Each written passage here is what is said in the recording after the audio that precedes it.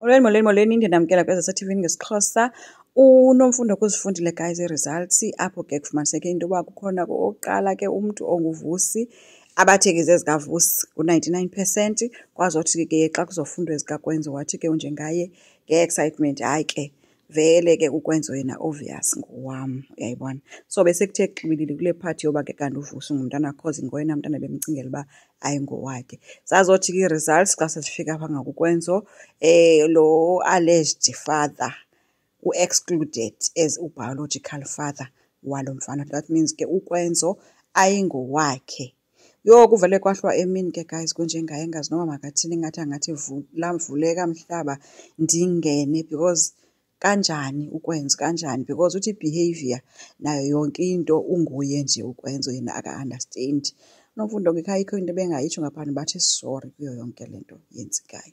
Exopho guys uSibongile ke seyayazi into yoba ilethi ifikile yakanjeya kwanjengaye ezocela yena because siva nengoma seyiculwa ngamatshitshi apha abahleli khona inosiba lukhulu phakathi yonke le nto iculwayo. Uyafa ke guys uVeliphi ngumona kangaba uthe uSamke xa encoma uSibongile sitsho into yoba ngumntana onembeko ntontoni. Yho, wase wathi ufike nje ezoziphila apha kulaa ndlu. So uyamonela kakhulu uSibongile, akafuni into kuSibongile kuthiwe khona izinto ezintle ezenzekayo kuye. Uvuma ke yena guys uthi kuSamke bezincokolela yena uyamthanda ukwenza kodwa uyayazi ifemeli kakwenzo ayikho right. So akathandi uba kuthiwe uSibongile utshatela phaa, but ukwenzo yena akanaproblem uba kuthiwa utshatela kukwenzo. Iproblem yifemeli kakwenzo and uthi iwari yakhe izamtritha njengalaa mntu wayekade encedisa kakade even if sekuthiwa ungunkosikazi. So akathandi into yoba kuthiwe uSibongile uyotshatela phaya, but uzothini.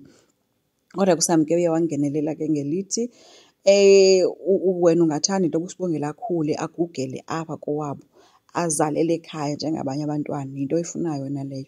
Ethi uyazazi bunelakhi kanjani because uSibongile ngumntana osmart, ngumntana nje one-respect, umntana orayithi nje orhalelwa nanguye nanguphi na umzali. So ukhulisile umntana orayithi, nalapha yakhona uzawufika abe ngumntana orayithi.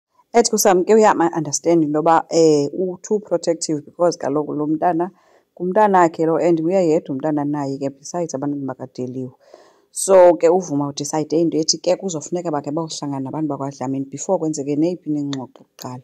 So bahambile ke guys baya ke kwaSibalikhulu apho bafike khona bamkelwa ke nguSibalikhulu ngezandla ezishushu. Kodwa bafike uMadam Phetheni yena into nje entshingintshingi, andithi kaloku uPhetheni udikwe kwitshomi le yakhe inguSamke uba ngoku izawuthi ukungena izawuzifaka zonke iinzipho kwifemeli yakhe because kaloku sekukhona into kaSibongile and ke ngoku yena ungumama kuSibongile. So uthi ke uvuma ke uze phayana uzobacela nje into ezimbini kuphela ebecela into yoba zenzeke ngoSibongile. Ucela okokuqala into yoba bamtrithe njengeqanda, bamenze nje bengumntana wabo angazifilishi engengowaphayana. Okwesibini ucela nje into yoba ze bangamkhuphi esikolweni, kungathiwa makahlale abe yi-housewife. Angekuthandi into umntana wakhe kuthiwe akafunda. uSibongile ungumntana onamaphupha, so berhalela into yoba aqhubeke nesikolo kuyo yonke because kaloku njengangoku yonke le nto izawuthi yenziwa yokulotyolwa uSibongile usafunda. So unjengaye uthe engekaphenduki waphendula uPhetheni kuqala wathi nje yiyo yodwa into eniyizele apha. Hayi ke wamjonga unjengaye wabona uba hayi umem wakhe akekho semodini akekho right. Wabe sesithi ke hayi ndiyakuva wavuma. Nami uSibongile andingethandi into yoba kuthiwe akatritheki ngendlela erayithi. Hayi ndiyamamkela mna uSibongile ngumntana endimthandayo. Ethi ke ukwenza yena ndimkhulisile ukuba abe yile ndoda yiyo namhlanje indoda endifuna abe yiyo, indoda enesidima, indoda enothando. Ethi ke uzoba nalo uthando nditsho nakuSibongile. Hayi ke uvuma oko esithi ke hayi ke ayandiphilisa ke Dlamini lawo mazwi. uDlamini ke uthe mna nawe Vuma sikwipage enye ngokwezenkolo namasiko. Wabe sesithi ke uvuma ke hayi uyabulela ngendlela amkeleke ngayo. Phetheni khangatsho nelimdaka uSamke ngapha naye mane izinto ngathi zosula inyembezi ngathi wonke lamazwi aya ungathi u-emotional kuyo yonke le nto yenzekayo, but uya-act yambona nje uba wenzela uPhetheni udikwe ufile.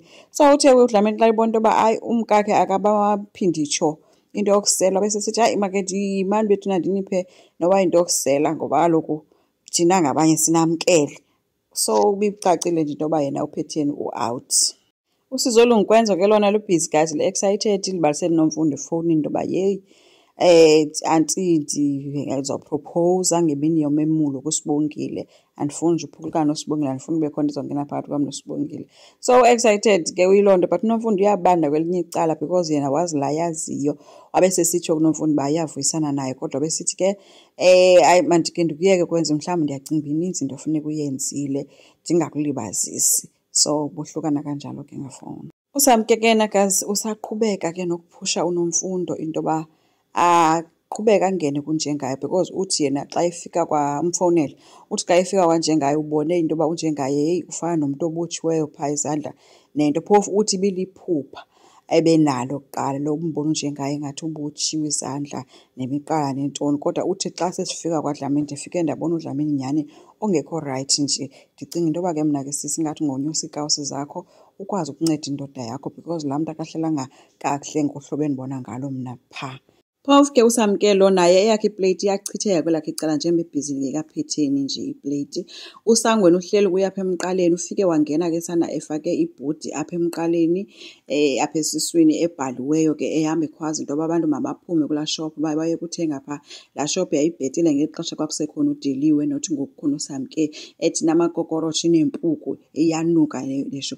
So uNtombela bephayana ke wazama kuNtombela kukumlwisa uSangweni esithi makaphume phaa. Uthe xa ezama ukumtshova uSangweni wacaba uzawulwa back. Kwanceda uba kukho uSipho. uSipho wake wabe seyibamba uSangweni emxelele into yoba uzithetha kanje notatam wena. Wabe semthi makaphume ke, waphuma ke uSangweni. Kanje ephuma nje uNtombela uzoshiyeka esiya kwaVuma eyoripota le nto kaSangweni, othi lo mntana uyanuka, lo unuka inoba uyavakala bazawugqiba kudala kwa ukuhlamba, and ufika nje phaya uthi kukho amakokoroshi evenkileni kaSamke. So lo mntana akafundisekanga, ndicela umthatha umse kwi-notice school, akayofundiswa nje yonke into efundiswayo. Bathe kusenjalo besancokola wangena uSangweni echwechwa, kanti ungena kwakho ekamereni le ihleli uSibongile apho ufike khona wabalahlela ngamakokoroshi.